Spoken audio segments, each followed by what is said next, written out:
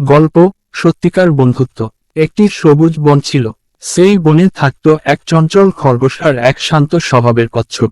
খরগোশটি খুব দ্রুত দৌড়াতে পারত, আর কচ্ছপটি ছিল ধীর কিন্তু ধৈর্যশীল।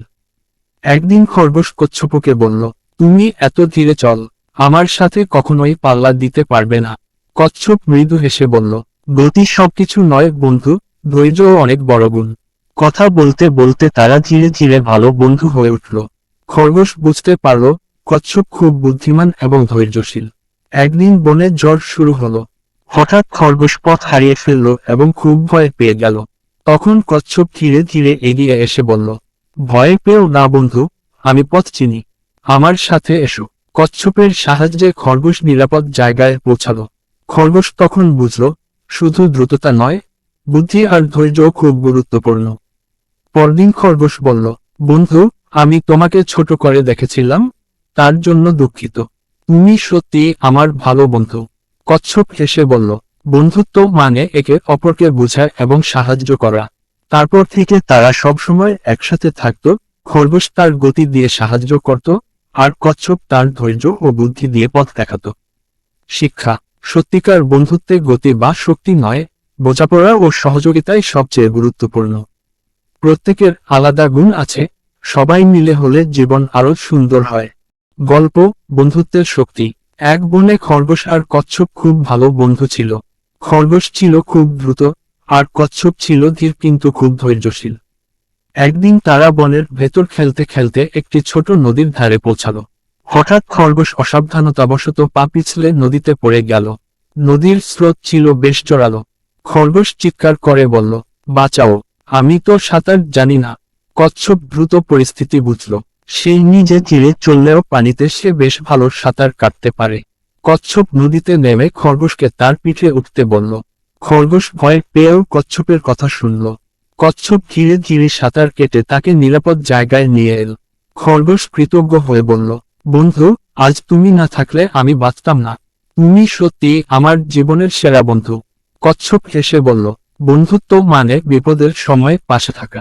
কিছুদিন পর কচ্ছপ একদিন জঙ্গলের একটি গর্তে পড়ে গেল এবং নিজে থেকে বের হতে পারছিল না। এবার খরগোশ দ্রুত দৌড়ে গিয়ে ডালপালা এনে গর্তের ওপর ফেলল, যাতে কচ্ছপ সহজে উঠে আসতে পারে। কচ্ছপ বলল, আজ তুমি আমাকে বাঁচালে, আমরা সত্যিই একে অপরের জন্য তৈরি বন্ধু। এরপর থেকে তারা সবসময় একে অপরকে সাহায্য করে আনন্দে থাকতে লাগলো। শিক্ষা: সত্যিকার বন্ধু বিপদের সময় পাশে থাকে। একে অপরকে সাহায্য করলে বন্ধুত্ব আরো শক্তিশালী হয়। গল্প ধৈর্য আর গতি।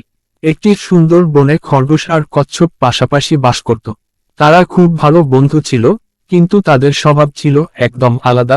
খরগোশ সবসময় তাড়াহুড়া করত, আর কচ্ছপ সবকিছু ধীরে ধীরে করত।